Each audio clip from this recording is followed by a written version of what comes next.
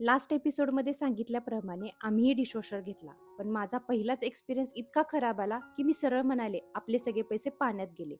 का आणि कसं ते सांगते, पण त्याआधी हाय, मी नेहा स्वागत करते तुमचं नवीन एका शॉर्ट व्हिडिओमध्ये. डिशवॉशर इन्स्टॉल केल्यानंतर ना मी त्यामध्ये सगळी खरकटी भांडी भरली आणि डिशवॉशर चालू केल्या. आता मला खूप घाई होती आणि उत्सुकता देखील होती की घरच्यांना डिशवॉशरचं मॅजिक दाखवायची. त्यामुळे डिशवॉशरची सायकल संपली की मी लगेच जाऊन डोअर ओपन केलं आणि पाहते तर काय, काही भांड्यांवरती खरकटे डाग तर तसेच होते. काही भांड्यांमध्ये खरकटं पाणी साठलं होतं, तर काही भांड्यांवरती व्हाईट लेअर आला होता. काही भांडी स्वच्छ निघाली होती, नाही असं नाही.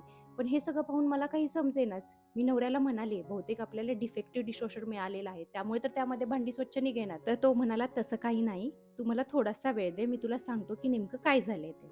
त्यानं थोड्या वेळानं मला काही गोष्टी समजून सांगितल्या आणि त्या गोष्टी मी आजपर्यंत फॉलो करते. आणि तेव्हापासून ते आजपर्यंत माझं एकही भांडं अस्वच्छ राहिलेलं नाही.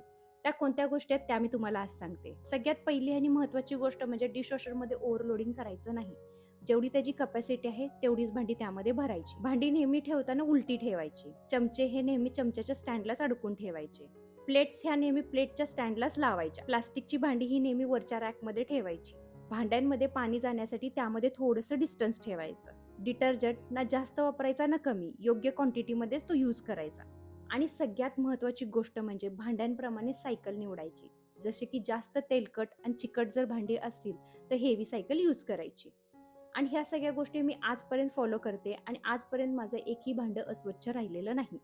तर अजून बऱ्याचदा विचारला जाणारा प्रश्न म्हणजे डिशवॉशरमध्ये कोणती भांडी चालतात, कोणती भांडी चालत नाहीत. डिशवॉशरमध्ये भांडी स्वच्छ करण्यासाठी नेमका कोणता डिटर्जंट यूज केला जातो. तर ह्या सगळ्या प्रश्नांची उत्तरं मी तुम्हाला नेक्स्ट शॉर्टमध्ये देईन. जर हा व्हिडिओ आवडला असेल तर लाईक, शेअर, फॉलो करायला विसरू नका.